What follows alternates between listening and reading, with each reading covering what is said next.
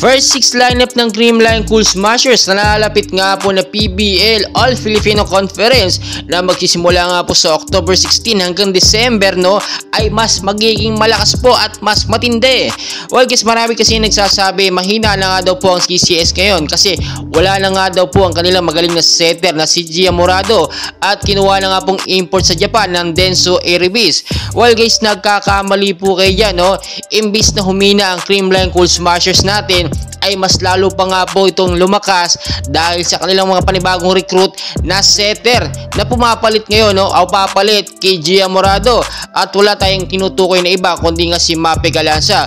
Do present naman at nandyan si Kylie Negrito, pero syempre ang main focus ngayon ng Creamline Cool Smashers ay makapag-train ng panibagong setter na pwede nga pong pumalit sa performance nitong si Gia Morado. At alam naman natin, walang duda, no, kakambal ni Gia Galanza ang galing itong si Mape Galanza bilang isang setter.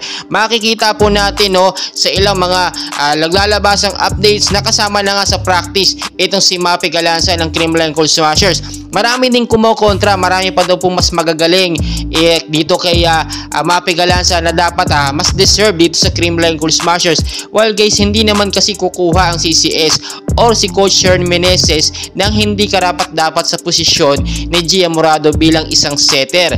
Ang nangyayari po kasi dito sa first 6 lineup ng CCS, syempre paglalaruin dyan, kasama muna dyan, no, etong si Kylie Negrito muna. Hindi muna siguro makakapaglaro ng biglaan or kasama sa first 6 lineup itong si Mape Galanza kung hindi pa niya nakukuha ng maayos ang chemistry kasama ang buong CCS team. Iba po kasi yung may chemistry na sa loob kaysa sa wala pa, pero hindi imposible na makasama sa first 6 lineup itong si Mape Galanza sa mga unang laban ng CCS dito sa PBL All Filipino Conference para ma-expose at para ma-showcase niya po ang kanyang talento dito nga po sa paglalaro ng volleyball.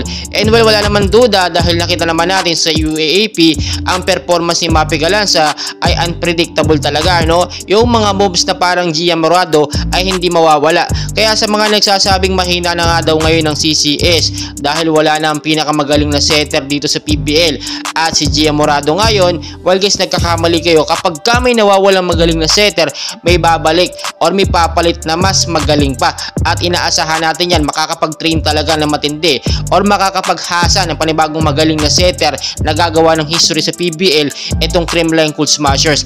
At ngayon po inaabangan natin dahil siyempre October 16 ang tentative date, no, ng PBL at aabot po yan hanggang December. Mahaba-haba po ang ating saya ngayon at mahaba din natin mapapanood ang ating mga paboritong kupunan dito nga po sa PBL. Ang tagal po natin naghihintay ng mga updates and alam natin ngayon pa lang puspusa na ang kanilang mga training at hindi po sila nagpapabaya. And for sure marami din mga bagong teams na lalahok dito sa PBL All Filipino Conference. Well guys, patuloy ko po kayong i-update and please wag niyong kalimutan mag-like and subscribe. Maraming salamat.